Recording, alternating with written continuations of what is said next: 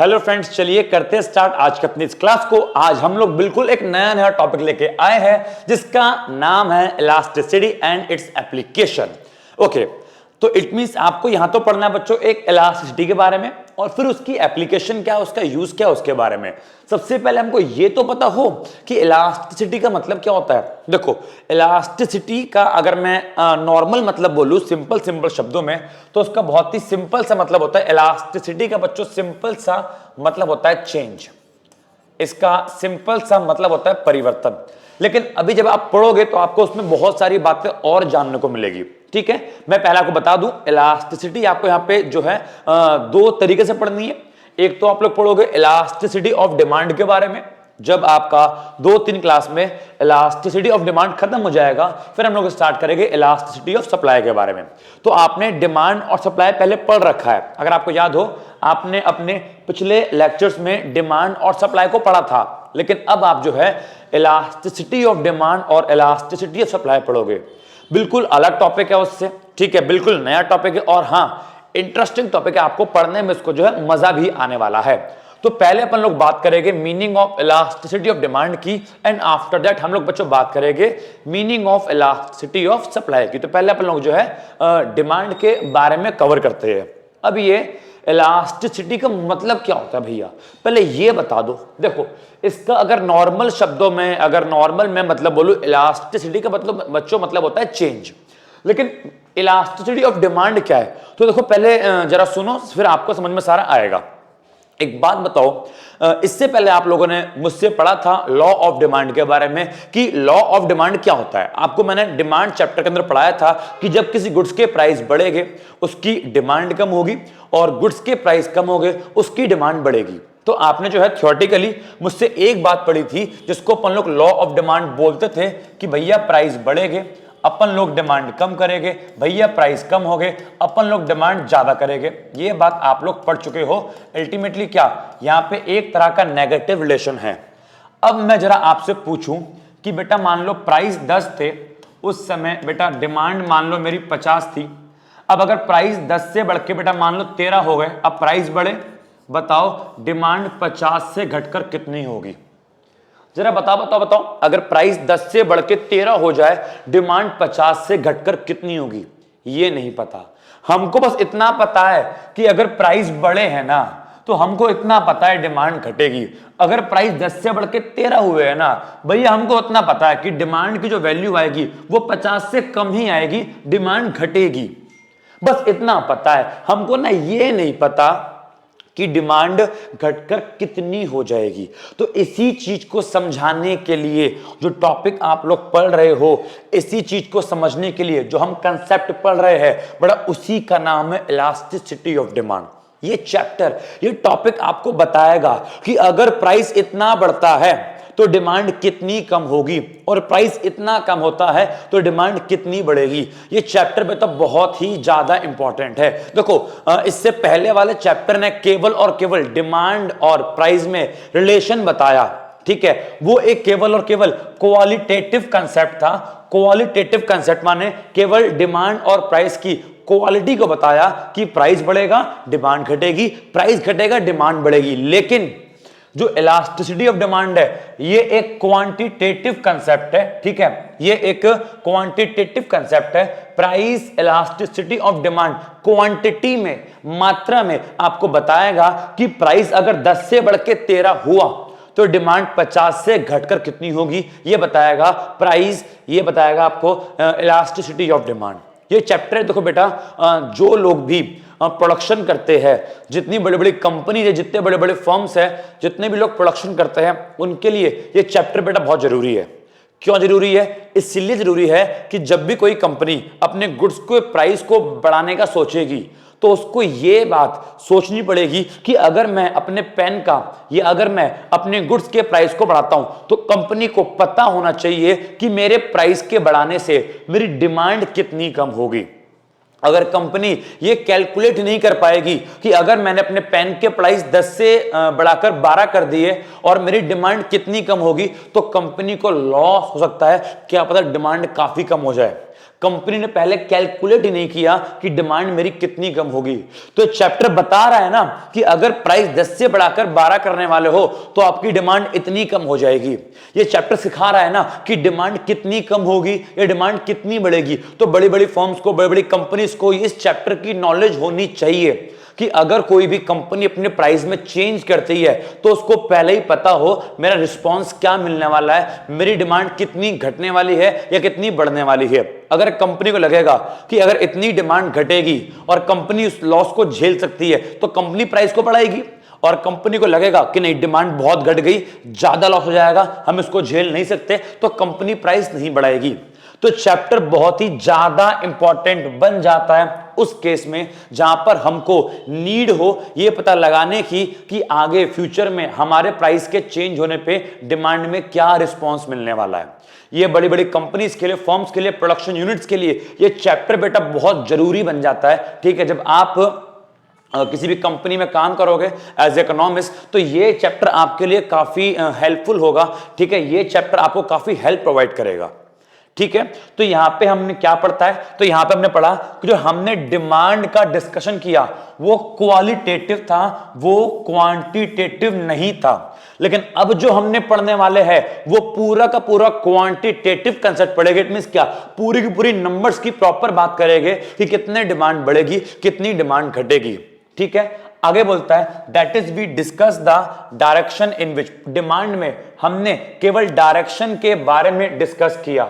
ठीक है, कि डिमांड जो है किधर मूव होगी, डिमांड कब बढ़ेगी कब घटेगी, लेकिन हमने not the size of change, हमने ये कभी डिस्कस नहीं किया कि डिमांड कितनी बढ़ने वाली है या डिमांड कितनी घटने वाली है। उस चैप्टर में केवल और केवल अपने को डायरेक्शन पता थे, अपने को डिमांड में होने वाला चेंज क्वांटिटी पता नहीं थी। To measure how much consumer respond, तो अगर हमको पता करना है कि कंज्यूमर किस प्रकार रिस्पॉन्ड करेंगे, वो डिमांड में किस प्रकार चेंज करेंगे, तो अपने को ये चैप्टर पढ़ना पड़ेगा। अब कंज्यूमर अलग अलग चीजों के अकॉर्डिंग जो है बिहेव कर सकते हैं, अलग अलग चीजों के अकॉर्डिंग रिस्पॉन्ड कर सकते हैं। फॉर एग्जांपल, पहला प्राइस के अकॉर्डिंग, जब गुड्स के प्राइस चेंज हो गए तब भी कंज्यूमर रिस्पॉन्ड करेगा कि प्राइस अगर बढ़ गए डिमांड कितनी बढ़ानी कितनी घटानी है। दूसरा, अगर कंज्यूमर की इनकम चेंज होगी कंज्यूमर तब भी रिस्पॉन्ड करेगा कि भाई मेरी इनकम बढ़ गई, मेरी सैलरी बढ़ गई, अब मैं कितनी डिमांड बढ़ाऊंगा, या मेरी सैलरी घट गई अब मैं कितनी डिमांड घटाऊंगा। तो यहां पे अब आप इन चीजों को न्यूमेरिकली पढ़ना है कि अगर एक कंज्यूमर की सैलरी मान लो 50,000 से बढ़कर 55,000 हो जाती है तो वो कितनी डिमांड बढ़ाने वाला है, या उसकी जॉब छूट गई, सैलरी नहीं मिल रही तो कितनी डिमांड कम करने वाला है। ये सारी बातें आप न्यूमेरिकली इस चैप्टर के अंदर पढ़ने वाले हो। तो इलास्टिसिटी ऑफ डिमांड का मतलब क्या है? इलास्टिसिटी ऑफ डिमांड आपको मेजर करेगा, इलास्टिसिटी ऑफ डिमांड मापेगा, कैलकुलेट करेगा कि प्राइस की वजह से डिमांड में कितना चेंज हुआ, या कंज्यूमर की इनकम की वजह से डिमांड में कितना चेंज हुआ, या फिर प्राइस ऑफ रिलेटेड गुड्स, मतलब वही क्या, सब्स्टिट्यूट गुड्स और कॉम्प्लीमेंट्री गुड्स, कि कोक के प्राइस चेंज होने से पेप्सी में कितनी डिमांड का चेंज आएगा।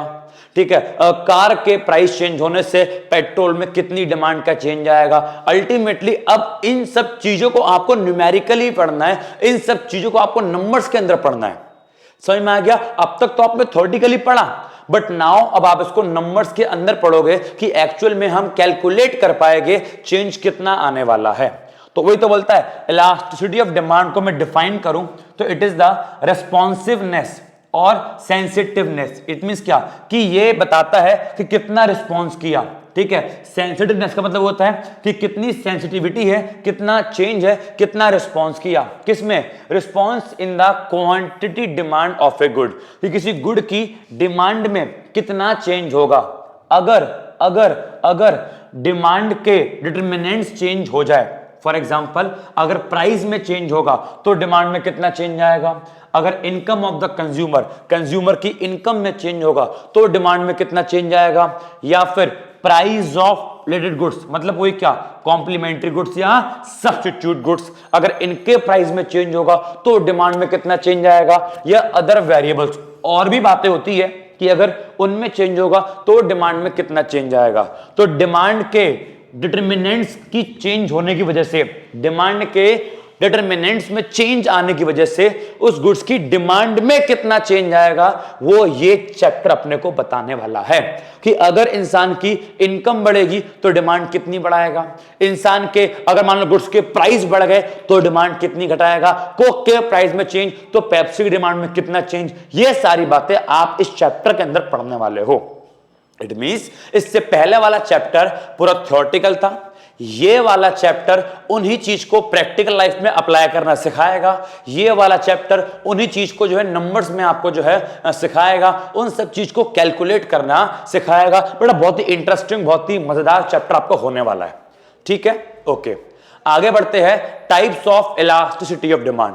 इलास्टिसिटी ऑफ डिमांड के कितने टाइप है, तो आपको यहां पे बेसिकली 3 टाइप्स के बारे में पढ़ना है। ये आपका पूरा ओवरव्यू है कि आपको इस चैप्टर में क्या क्या पढ़ना है। सबसे पहला आप पढ़ोगे प्राइस इलास्टिसिटी ऑफ डिमांड के बारे में। बेटा प्राइस वाले का मतलब है कि अगर इंसान के प्राइस में चेंज होगा तो उससे डिमांड में कितना चेंज होगा। एक तो ये पढ़ेंगे, इसमें इसका मीनिंग पढ़ना है, इसके टाइप्स पढ़ने हैं, इसके methods. Price elasticity of demand को कैलकुलेट करने के कौन कौन से मेथड्स है बेटा वो पढ़ने हैं, और कौन कौन से factors price elasticity of demand को अफेक्ट करने हैं बेटा वो पढ़ना है। सबसे मेन आपका सबसे पहला और सबसे मेन बच्चों प्राइस वाला है। उसके बाद हम पढ़ेंगे इनकम इलास्टिसिटी ऑफ डिमांड, मतलब कि इंसान की अगर इनकम चेंज होती है, अगर कंज्यूमर की इनकम बढ़ती है तो वो डिमांड में कितना चेंज करेगा, तो उसको क्या बोलेंगे, इनकम इलास्टिसिटी ऑफ डिमांड। ये सिंपल है, बस मीनिंग पढ़ना है और इसके टाइप्स पढ़ने हैं। इसके एक ही मेथड है, बस वो पढ़ना है, और इसके फैक्टर्स तो नहीं पढ़ने। उसके बाद अगला बच्चों आता है क्रॉस इलास्टिसिटी ऑफ डिमांड। ये अगर आपको याद हो तो इसमें क्या पढ़ना है बच्चों, अपने को पढ़ना है सब्स्टिट्यूट गुड्स, कोक और पेप्सी, या कॉम्प्लीमेंट्री गुड्स, कार और पेट्रोल, अगर इनमें चेंज आया, इनके प्राइस में चेंज आया तो उससे डिमांड में कितना चेंज आएगा। सब्स्टिट्यूट गुड्स से कॉम्प्लीमेंट्री गुड्स के प्राइस में चेंज आने से डिमांड में कितना चेंज आएगा, उसको पढ़ने के लिए क्या पढ़ेंगे, क्रॉस इलास्टिसिटी ऑफ डिमांड। उसका भी मीनिंग और टाइप्स पढ़ने हैं।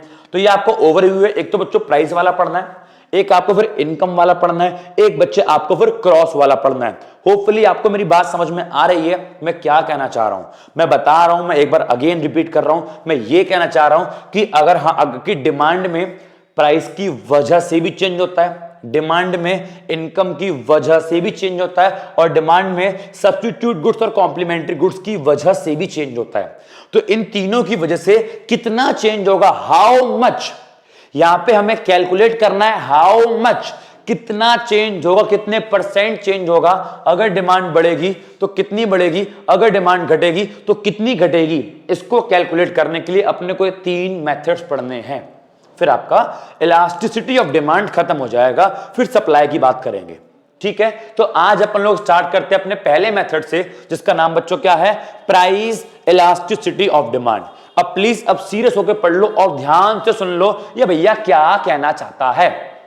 मेरी बात सुनो, इलास्टिसिटी ऑफ डिमांड मापता है, इलास्टिसिटी ऑफ डिमांड मेजर करता है, कौन सा वाला, प्राइस वाला। तो प्राइस इलास्टिसिटी ऑफ डिमांड मापता है, मेजर करता है कि भाई सब प्राइस में चेंज होने की वजह से डिमांड में कितना चेंज आएगा। कि अगर मान लो प्राइस मेरे 10 से बढ़ के 15 हो गए तो जरा मुझे बता दो डिमांड मेरी 100 से घटकर कितनी होगी। आप कैलकुलेट नहीं कर सकते, आप तो का नहीं बैठ सकते, क्या पता डिमांड 100 से घट के 50 हो जाए, क्या पता 100 से घट के 80, क्या पता 100 से घट के 90, क्या पता 100 से घट के 10। आप तो का नहीं बैठ सकते, कुछ भी हो सकती है। लेकिन अगर आपको मेथड आ गया तो आप करेक्ट आंसर पता लगा सकते हो कि अगर प्राइस 10 से बढ़ के 15 हो गए तो डिमांड 100 से घटकर कितनी होगी। आप बच्चे बड़ी आसानी से इस चीज का पता लगा सकते हो। तो इसके लिए हम क्या पढ़ रहे हैं, प्राइस इलास्टिसिटी ऑफ डिमांड। ठीक है, तो बोलता भी है कि price elasticity of demand measure करता है how much the quantity demand respond due to change in price. कि अगर प्राइस में चेंज होगा तो उससे हमारी डिमांड कितना रिस्पॉन्ड करेगी, डिमांड में कितना चेंज होगा। अगर इसको मापना है कि प्राइस 10 से बढ़ के 15 हो गए तो डिमांड 100 से घटकर कितनी होगी, तो उसके लिए हमारे पास जो मेथड है उसका नाम बच्चों क्या है, प्राइस इलास्टिसिटी ऑफ डिमांड। इसका फॉर्मूला क्या है, इसका फॉर्मूला लिखा भी है, it is computed as the percentage change in quantity demand. वही लिखा है देखो बच्चों, percentage change in quantity demand divided by, उसको डिवाइड कर दिया किससे, percentage change in price, percentage change in price. तो अगर मैं percentage change in quantity demand को डिवाइड कर दूं परसेंटेज चेंज इन प्राइस से, तो मेरे को पता चल जाएगा कि यहां पर क्या वैल्यू आने वाली है। ठीक है, यहां पे माइनस साइन लगा रखा है, यस, फॉर्मूले में देखोगे तो यहां पे माइनस का साइन है। बेटा माइनस का साइन कुछ नहीं है, बस माइनस का साइन क्या शो करता है, वो ये शो करता है कि प्राइस और डिमांड के बीच एक नेगेटिव रिलेशन है। यस, आप जानते हो प्राइस बढ़ेगा डिमांड घटेगी, प्राइस घटेगा डिमांड बढ़ेगी, इनके बीच एक नेगेटिव रिलेशन है। वो ये चीज आपका जो है ये माइनस का साइन बच्चों वो शो करता है। ठीक है, ओके।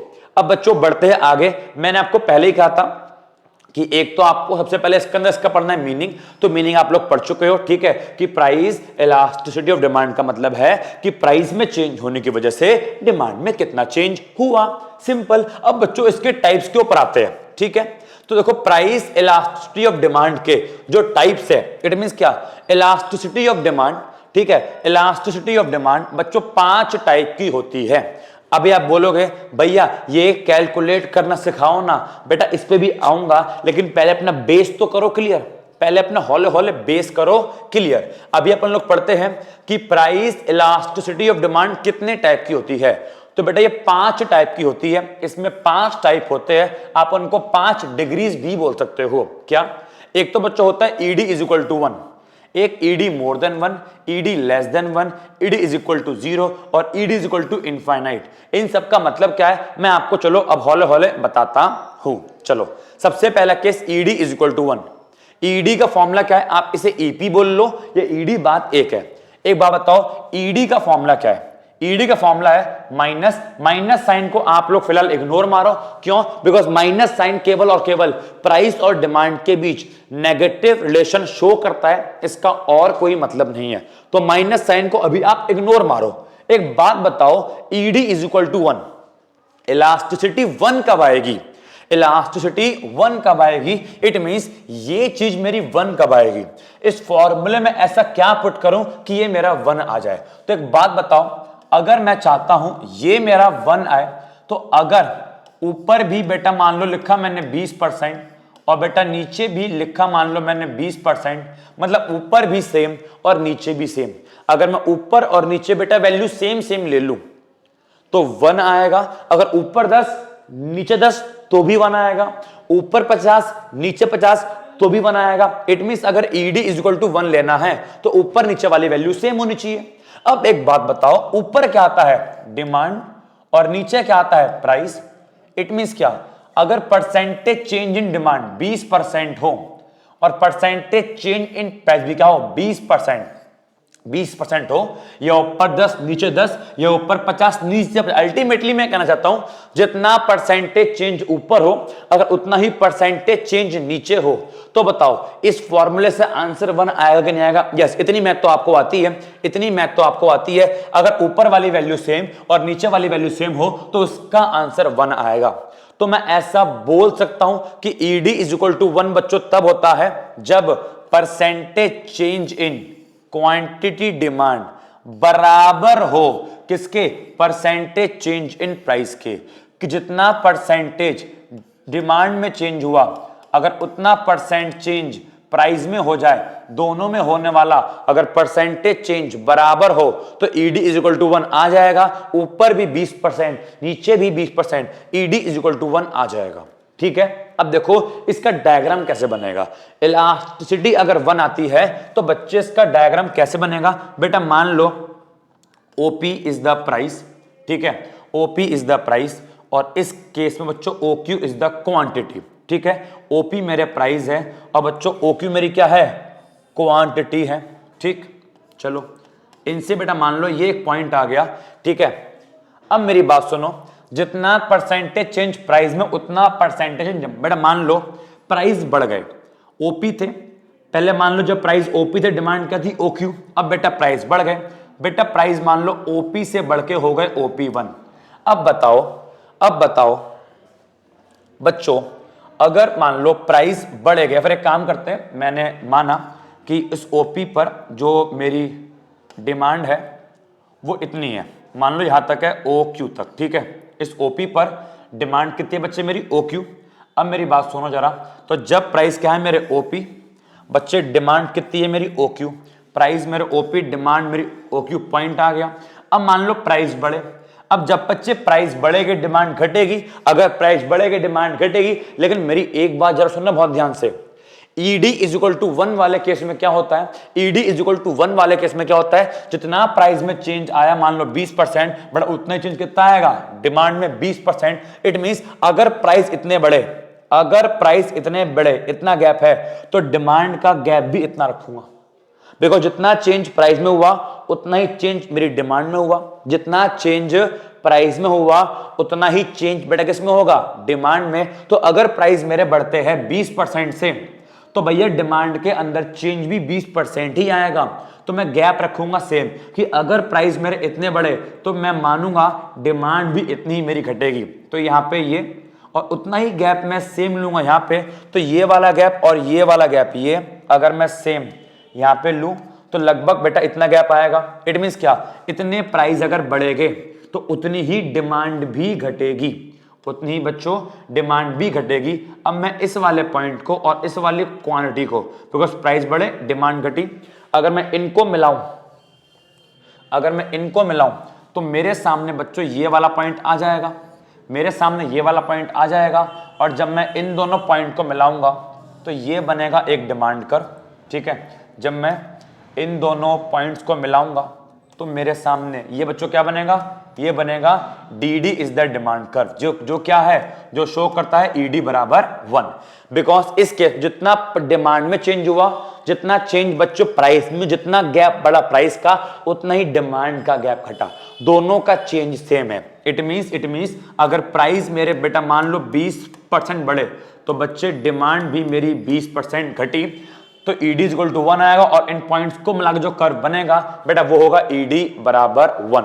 तो लिखा भी है इस केस। और सुनो, जब ईडी बराबर 1 होता है तो बेटा इस डायग्राम को एक और नाम से बोल जानते हैं बेटा, इस डायग्राम को अपन लोग कहते हैं रेक्टेंगुलर हाइपरबोला, ठीक है। इस डायग्राम को बच्चों अपन लोग कहते हैं क्या, रेक्टेंगुलर हाइपरबोला, ठीक है। इस डायग्राम को अपन लोग क्या बोलते हैं बच्चों, रेक्टेंगुलर हाइपरबोला।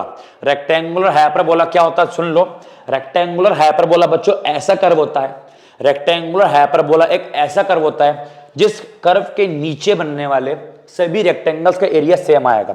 इट मींस अगर मैंने बोला कि ये ईडी बराबर 1 बच्चों क्या है, रेक्टेंगुलर हाइपरबोला, तो इसके नीचे जो भी रेक्टेंगल बना, देखो एक रेक्टेंगल बच्चों बना ये वाला है ना, एक रेक्टेंगल बना ये वाला, तो ये जो रेक्टेंगल है, ये जो रेक्टेंगल है, जितना एरिया बेटा इस रेक्टेंगल का, जितना एरिया इस रेक्टेंगल का, इसका नाम रख दूं मैं, नाम इसका नाम यहां रखा मान लो मैंने ए, बेटा यहां रखा मैंने बी। तो जो जितना एरिया इस रेक्टेंगल का है ओ, नाम क्या है इसका ओ, फिर ये P1, फिर ये A और फिर ये Q0, जितना एरिया OP1AQ0 का है, जितना एरिया मेरे बच्चे, जितना एरिया इस रेक्टेंगल का है उतना ही एरिया इस रेक्टेंगल का भी होगा, उतना ही एरिया। इट मींस अगर मैं एक और रेक्टेंगल ड्रॉ करूं, मान लो ये वाला आ गया, तो जितना एरिया इस रेक्टेंगल का है बच्चों उतना ही एरिया आपके जो है इस रेक्टेंगल का भी होगा, क्योंकि ईडी बराबर 1 है। और ईडी बराबर 1 वाले केस में, ईडी बराबर 1 वाले केस में जो भी डायग्राम बनता है उसको बच्चों क्या बोलते हैं, रेक्टेंगुलर हाइपरबोला। जितना एरिया इस रेक्टेंगल का होगा उतना ही एरिया इस रेक्टेंगल का होगा। इट मींस क्या, इसका नाम क्या है, OPBQ। तो OPBQ इन दोनों का एरिया बच्चों आपस में क्या होगा, बराबर होगा।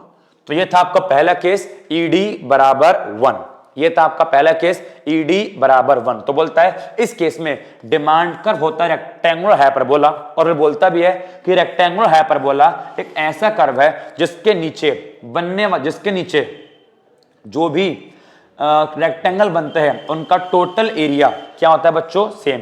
कि उन पॉइंट से, मान लो इस पॉइंट से जो भी रेक्टेंगल बनेगा उसका एरिया बच्चों क्या होगा, सेम। तो बच्चा आपका पहला केस ईडी बराबर 1, elasticity of demand is equal to 1। Hopefully आपको ईडी बराबर 1 का केस समझ में आ गया होगा, ठीक है। चलिए अब बच्चों बढ़ते हैं अपने आगे की ओर, अपने अगले पॉइंट पे ईडी मोर देन वन। अब ईडी इलास्टिसिटी एक से ज्यादा कब होगी, पहले टाइप्स पढ़ लो, ठीक है। पहले इलास्टिसिटी कितने टाइप की होती है बच्चों वो समझ लो, उसके बाद आपको जो है चैप्टर की आगे की बात समझ में आना स्टार्ट होगी, ठीक है। अगला बच्चों किस होता है, ED more then one, elasticity of demand एक से ज्यादा। एक बात बताओ, अब ये वैल्यू एक से ज्यादा कब आएगी? फॉर एग्जाम्पल ये वैल्यू चाहता हूं मैं चाहता हूं मान लो 2 आ जाए। अब 2 क्या है, एक से ज्यादा ही तो है, 2 क्या है, एक से ज्यादा तो है। तो अगर मैं बोलता हूं ईडी मेरा 2 आए तो बताओ 2 कब होगा? मान लो अगर ऊपर लिखा मैंने 40% और नीचे लिखा मैंने 20%, क्या ईडी मेरा 2 आ जाएगा? आ जाएगा। एक से ज्यादा आ जाएगा? आ जाएगा। अच्छा मान लो ऊपर लिखा मैंने 30%, नीचे लिखा मैंने 20%, बेटा अब कितना आएगा? अब आएगा 1.5, अब भी आएगा एक से ज्यादा। तो अल्टीमेटली आपको पता है ये ईडी एक से ज्यादा कब आएगा? जब हमेशा ऊपर वाली वैल्यू, ये वाली वैल्यू ज्यादा हो और नीचे वाली वैल्यू कम हो। मैथमेटिकली आपको पता होगा जो ऊपर वाली वैल्यू मान लो 40% अपॉन में 10%, कितना आ गया? 4। बेटा मान लो 20% अपॉन में 10, कितना आ गया आपका? 2। तो जब भी ऊपर वाली वैल्यू ज्यादा हो और नीचे वाली वैल्यू कम हो तो हमेशा आंसर आता है बच्चों एक से ज्यादा। ये इतनी मैथ तो आपको, बेसिक मैथ है, इतनी मैथ तो बच्चों आपको आती होगी।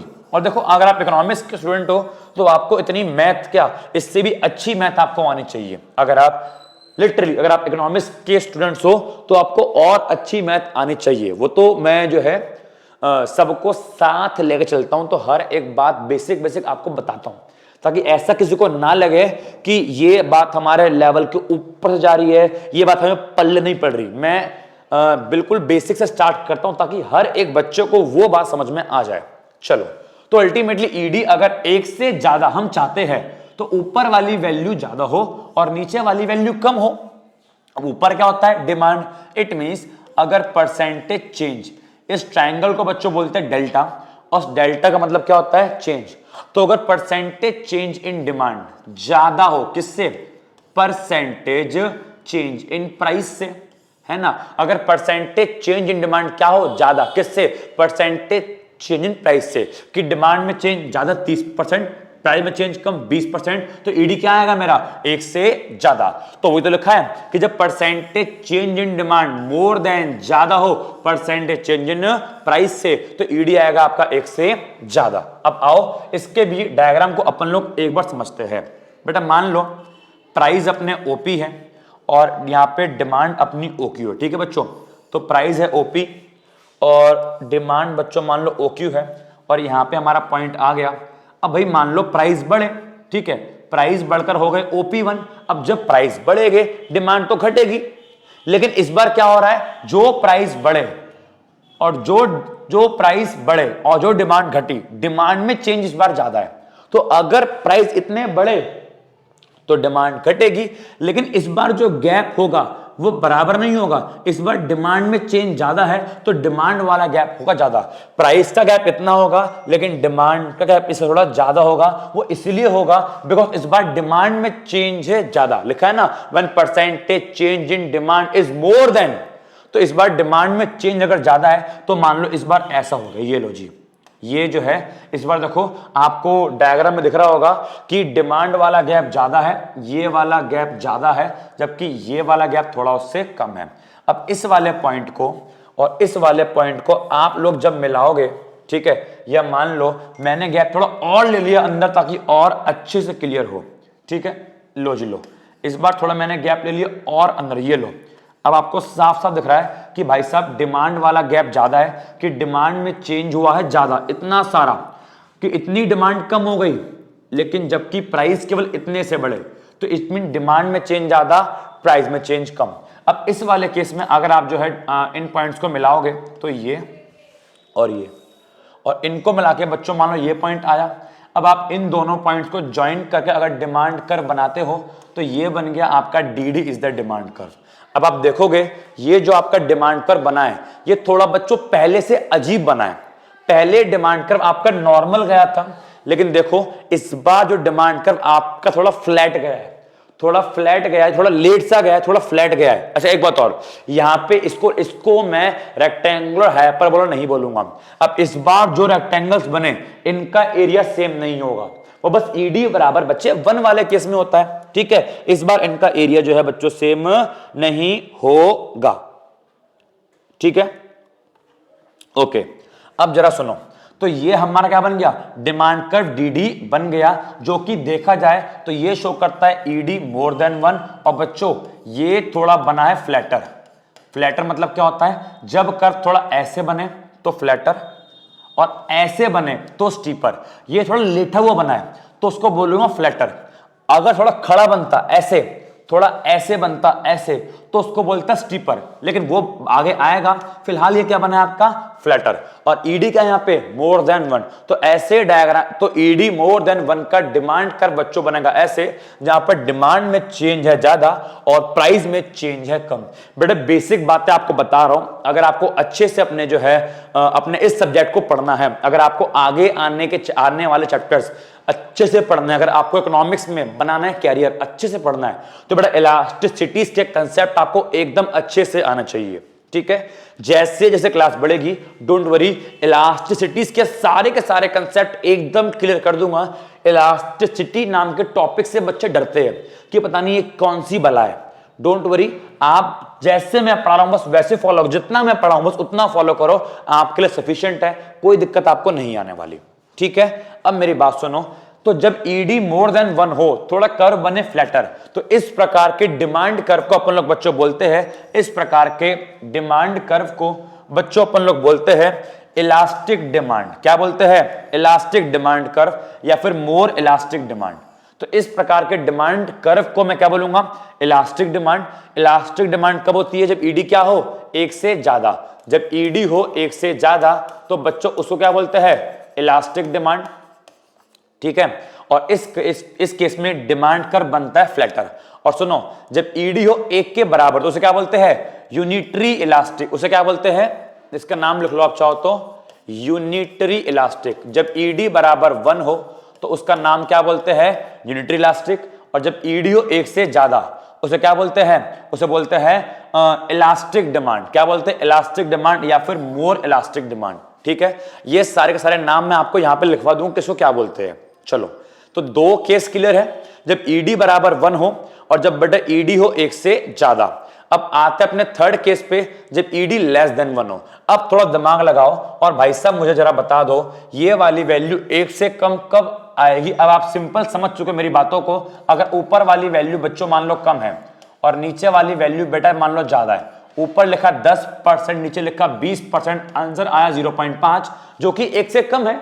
तो अगर हम चाहते हैं हमारा ईडी 1 से कम हो, इस फॉर्मूले से हमारा आंसर 1 से कम आए, तो ऊपर वाली value come, it means demand में चेंज कम, और नीचे वाली वैल्यू ज्यादा, इट मींस प्राइस में चेंज ज्यादा, तो आएगा ईडी लेस देन 1। तो वही लिखा है कि जब percentage change in demand less than, कम हो, किससे, परसेंटेज चेंज इन प्राइस से, तो आपका ईडी आएगा बच्चों 1 से कम। अगर मैं यहां पे डायग्राम की बात करूं तो आप अब समझ चुके हो क्या बनेगा। ये आपके बेटा मान लो प्राइस ओपी है, बेटा ये डिमांड मान लो आपकी ओक्यू है, तो when price is OP demand is OQ, आपका एक ये पॉइंट आ गया। अब भैया मान लो प्राइस बढ़े, बेटा प्राइस बढ़ के हो गए OP1। अब प्राइस तो बढ़े लेकिन प्राइस के बढ़ने पे डिमांड घटी, लेकिन इस बार डिमांड में चेंज थोड़ा कम है। लिखा है ना कि percentage change in demand is less than, कि इस बार जो परसेंटेज चेंज इन डिमांड है वो थोड़ा कम है और परसेंटेज चेंज इन प्राइस वो थोड़ा ज्यादा है। तो प्राइस बढ़ेगी, डिमांड तो घटेगी, लेकिन इस बार डिमांड में ज्यादा चेंज नहीं हुआ, डिमांड केवल इतनी घटी। तो इतनी घटी, देखोगे आप लोग प्राइस वाला गैप ज्यादा है और डिमांड वाला गैप कम है। और थोड़ा मान लो कम कर दूं तो प्राइस तो आप केवल डिमांड घटी, केवल इतनी घटी, तो आपको दिख रहा है कि प्राइस वाला गैप ज्यादा, प्राइस ज्यादा बढ़ा, डिमांड थोड़ी कम घटी। जब मैं इस वाले पॉइंट को और इस वाले पॉइंट को आपस में मिलाऊंगा तो मेरे सामने, एक मिनट बच्चों, तो मेरे सामने जो है ये 2 पॉइंट्स आएंगे और जब मैं इनको मिलाऊंगा तो ये बनेगा मेरा DD is the demand curve, जो कि ED लेस देन 1 शो करता है। और आप देख सकते हो ये थोड़ा स्टीपर बना है। मैंने कहा था अगर लेटा हुआ बने तो फ्लैटर और ऐसे थोड़ा खड़ा बने तो भैया इसे क्या बोलते हैं बेटा, इसको बोला जाएगा स्टीपर डिमांड कर्व। होपफुली आपको ये वाला केस भी पल्ले पड़ गया होगा। तो लिखा है इस सच ए केस, जो डिमांड कर्व है इसे बोलते हैं इन इलास्टिक डिमांड। तो सुनो, जब ईडी लेस देन 1 बने तो इसका नाम पड़ेगा इन इलास्टिक डिमांड, या फिर हम इसको बोलेंगे लेस इलास्टिक। दो नाम बोल सकते हैं, या तो आप इसको बोल दो इन इलास्टिक डिमांड या फिर आप इसको लेस इलास्टिक भी बोल सकते हो।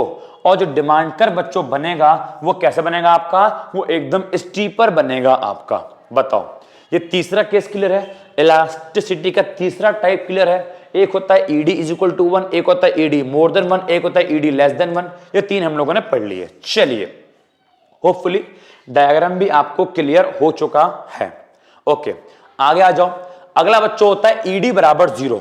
अब मैथ तो आपको आती है, तो बताओ ये चीज 0 कब आएगी, ये चीज 0 कब आएगी। ये 0 तब आएगी जब ऊपर हो 0% और नीचे मान लो कुछ भी 10%। जब ऊपर वाली वैल्यू 0 हो और नीचे कुछ भी हो तो बेटा आपका आंसर 0 आना है। अब ऊपर 0 का मतलब पता क्या है, ऊपर 0 का मतलब ये है कि डिमांड में चेंज हुआ 0%, और 0% का बच्चों मतलब ये है कि डिमांड में कोई चेंज ही नहीं हुआ। 0% माने क्या, नील, कोई चेंज ही नहीं हुआ। लेकिन हाँ, आपके प्राइस में तो चेंज हुआ कितना, 10%।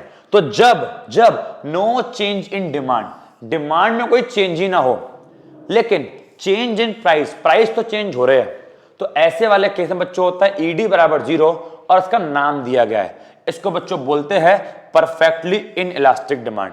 जब ईडी बराबर 0 हो तो इसे क्या बोलते हैं, इसको नाम दिया गया है परफेक्टली इन इलास्टिक डिमांड। ठीक है जी, ओके, एकदम ठीक है।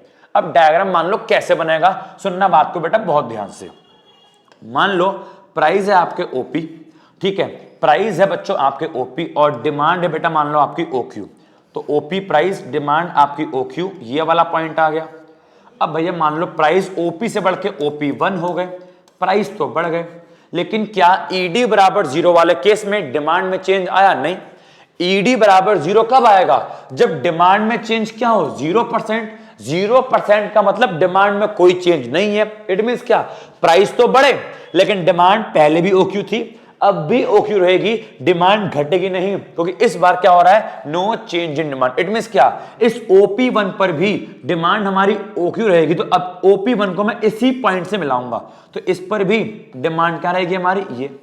तो ये हमारे पॉइंट आ गए। तो एक पॉइंट ये आया, एक पॉइंट ये आया। ये क्यों आया, इसलिए आया क्योंकि ओपी पर भी डिमांड ओक्यू और प्राइस बढ़ गए तब भी डिमांड ओक्यू, केवल प्राइस में चेंज हो रहा है, डिमांड में चेंज नहीं हो रहा। अब जब इन दोनों पॉइंट्स को मिलाऊंगा तो इन दोनों पॉइंट्स को मिला के जो डिमांड कर्व मेरा बच्चों बनेगा वो कुछ इस प्रकार से बनेगा। वो ऐसा सीधा डिमांड कर्व बनेगा जिसको बोला जाएगा पैरेलल टू वाई एक्सिस। सीधे कैसे बना जी, ये बनेगा वाई एक्सिस के पैरेलल, क्योंकि दोनों पॉइंट ऐसे बने, जब दोनों पॉइंट्स को मिलाया तो डिमांड कर्व मेरा बना ऐसा। तो लिखा भी है ये वर्टिकल स्ट्रेट लाइन बनेगा जो कि वाई एक्सिस के पैरेलल होगा। इसको बच्चों बोला क्या जाएगा, ईडी बराबर 0, that is what, perfectly in elastic demand, कि भाई साहब डिमांड में कोई चेंज ही नहीं हो रहा। ठीक है, तो ये था आपका ईडी बराबर 0 वाला केस। यहां पे डिमांड कर्व बच्चों बनेगा पैरेलल टू वाई एक्सिस। ठीक है, ये केस भी क्लियर। और इसका आखिरी टाइप बच्चों ED is equal to infinite, मतलब ये ईडी बराबर इनफाइनाइट। मैथमेटिक्स में ईडी या ईपी, इट मींस इस फॉर्मूले में वैल्यू इनफाइनाइट कब आएगी, सुनो, जब भी अपॉन में क्या होता है 0, ऊपर कुछ भी हो, अगर अपॉन में 0 है तो बच्चों उसका आंसर क्या आता है, इनफाइनाइट। अब अपॉन में 0 का मतलब क्या है, अपॉन में क्या आता है प्राइस, इट मींस क्या, प्राइस में चेंज हुआ 0%, 0% माने नो चेंज, लेकिन हाँ डिमांड में चेंज हुआ 10%, इट मींस क्या, डिमांड में चेंज तो हो रहा है लेकिन प्राइस में कैसा भी कोई भी चेंज भाई साहब नहीं हो रहा। ठीक है, तो प्राइस का 0, डिमांड का कुछ चेंज हो रहा है। तो वही वाली बात तो लिखी है कि भाई साहब when there is change in demand, कि डिमांड में चेंज हो रहा है at prevailing price. Prevailing price का मतलब होता है फिक्स, लेकिन जो आपके प्राइस है वो बच्चों कैसे हो गए, फिक्स, कि प्राइस तो फिक्स है, प्राइस में कोई चेंज नहीं हो रहा, केवल डिमांड में चेंज हो रहा है। तो इस वाले केस में इसको बोला जाएगा बच्चों क्या, परफेक्टली इलास्टिक डिमांड। जब ईडी बराबर इनफाइनाइट हो तो उसका नाम क्या होता है जी, परफेक्टली इलास्टिक डिमांड। अब देखो यहां पे डिमांड कर्व आपका कैसे बनेगा। मान लो ओपी आपके प्राइस है और ओक्यू आपकी डिमांड है, ठीक है। इससे आपका एक ये पॉइंट आ गया। अब हुआ क्या, मान लो डिमांड तो आपकी बड़ी बढ़कर हो गई OQ1। अब आपको आ रहा होगा भैया अगर डिमांड बड़ी है तो प्राइस कम हो गए ना, डिमांड बड़ी है भैया प्राइस कम कर दो। अरे बेटे यहां पे डिमांड तो बढ़ेगी, लेकिन क्या बोला है, प्रिवेलिंग प्राइस, प्राइस में कोई भी चेंज नहीं होगा। इट मींस क्या, इस ओपी पर ही डिमांड, इट मींस क्या, डिमांड तो बढ़ी लेकिन प्राइस अब भी ओपी रहेगा। तो इस ओपी पर डिमांड अब क्या हो गई, OQ1, इस ओपी पर डिमांड हो गई OQ1। तो इस वाले पॉइंट को अब मैं इससे मिलाऊंगा तो मेरा एक पॉइंट ये मिल गया, उसी प्राइस पर OQ1 और उसी प्राइस पर OQ। अब जो मेरे सामने दो पॉइंट आए, जब इन दो पॉइंट्स को मिलाऊंगा और इनको जब मैंने मिलाया तो डिमांड कर्व मेरा कुछ इस प्रकार का बना, जिसको मैंने बोला DD is the demand curve. जो बच्चों कैसा बना, जो मेरा बना पैरेलल टू एक्स एक्सिस। ये मेरा कैसा बना जी, ये मेरा बना पैरेलल टू एक्स एक्सिस। बताइए समझ में आया। तो इस वाले केस में क्या होगा, डिमांड कर्व आपका बनेगा पैरेलल टू एक्स एक्सिस। कब, जब ईडी बराबर क्या हो, इनफाइनाइट। और बच्चों इसको मैं क्या बोलूंगा, परफेक्टली इलास्टिक डिमांड। तो होपफुली आपको इलास्टिसिटी ऑफ डिमांड के सारे केस समझ में आ गए और उनके डायग्राम कैसे बने बेटा वो भी आपको समझ में आ गए, ठीक है। तो जरा मैं आपको बता दूं, एक बार मैं जल्दी से रिवाइज करवा दूं। तो आपके सामने भैया 5 केस थे। सबसे पहले होता है ईडी बराबर 1, जिसको अपन लोग क्या बोलते हैं, यूनिटरी इलास्टिक डिमांड। उसके बाद बच्चों होता है ईडी मोर देन 1, जिसको हम लोग बोलते हैं इलास्टिक डिमांड, या फिर आप इलास्टिक के साथ साथ आप इसको मोर इलास्टिक भी बोल सकते हो। बच्चों अगला होता है ईडी लेस देन 1, जिसको क्या बोलते हैं, इन इलास्टिक डिमांड, या फिर आप इसको लेस इलास्टिक भी बोल सकते हो। उसके बाद बच्चों आता है ईडी बराबर 0, जिसको अपन लोग बोलते हैं परफेक्टली इलास्टिक डिमांड, ठीक है, sorry perfectly in elastic demand. ED बराबर 0 मतलब परफेक्टली इन इलास्टिक डिमांड। और बच्चों आपका होता है अगला क्या, ED is equal to infinite बोले तो परफेक्टली इलास्टिक डिमांड। अब मैं बात करता हूं इनके डायग्राम की। सबसे पहला केस, जब ईडी बराबर 1 हो तो डायग्राम बनेगा नॉर्मल। दूसरा केस, जब ईडी मोर देन 1 हो तो डायग्राम थोड़ा बनेगा बच्चों फ्लैटर। तीसरा केस, जब ईडी लेस देन 1 हो, इन इलास्टिक डिमांड हो, तो डायग्राम थोड़ा बच्चों बनेगा स्टीपर। चौथा केस, जब ईडी इज इक्वल टू 0 हो, परफेक्टली इन इलास्टिक हो, तो डायग्राम बनेगा पैरेलल टू बच्चों वाई एक्सिस। और पांचवा केस, जब ईडी क्या हो, इज इक्वल टू इनफाइनाइट मतलब परफेक्टली इलास्टिक, तो डायग्राम बच्चों बनेगा आपको पैरेलल टू एक्स एक्सिस। तो ये 5 तरह के आपके डायग्राम बनेंगे। नॉर्मल, इसको मैं बोलूंगा नॉर्मल, या फिर क्या रेक्टेंगुलर हाइपरबोला। ये मेरा बच्चों बना फ्लैटर, ठीक है। ये वाला बच्चों मेरा कैसा बना, ये मेरा बच्चों बना स्टीपर। ये बच्चों मेरा बना क्या, पैरेलल टू वाई एक्सिस। और ये बना बच्चों पैरेलल टू एक्स एक्सिस, ठीक है। प्लीज इन सभी के सभी टाइप्स को अच्छे से याद कर लो, इनका नाम याद कर लो, इनके डायग्राम कैसे बने बच्चों वो याद कर लो। हौले हौले इनको आपको आगे यूज करना आ जाएगा, ठीक है। अभी आपको सीखना है क्या, कि भाई साहब अभी आपको ये आपको जानना है ना कि ये कैसे आया, यहाँ पे वैल्यू क्या आएगी, तो उसके लिए पहले आपको टाइप्स को पढ़ना पड़ेगा, ठीक है। तो यहाँ पे हमने प्राइस इलास्टिसिटी ऑफ डिमांड के 5 टाइप पढ़े, पांचों टाइप कर लिए क्लियर उनके डायग्राम के साथ, ठीक है। तो बच्चों आज के लिए इतना सफिशिएंट है, इतना काफी है। अगर आपको उसके नोट्स चाहिए, आपको इसके जो आगे वीडियोस आने वाली है वो चाहिए, ये जो पीछे आ चुकी वो चाहिए, तो डिस्क्रिप्शन में हमारे टेलीग्राम चैनल का लिंक है, उस लिंक पे क्लिक करिए, हमारे चैनल को ज्वाइन कीजिए। वहां पे आपको सभी के सभी इंफॉर्मेशन जो है आपको मिल जाया करेगी, ठीक है। या फिर आप मेरे को जो है बेटा व्हाट्सएप भी कर सकते हैं 9643399334 पर आप जो है मेरे को बच्चों व्हाट्सएप भी कर सकते हैं। चलिए तो आज के लिए इतना काफी है। अब मिलते हैं नेक्स्ट क्लास में, नेक्स्ट लेक्चर में नई वीडियो के साथ। Thank you so much.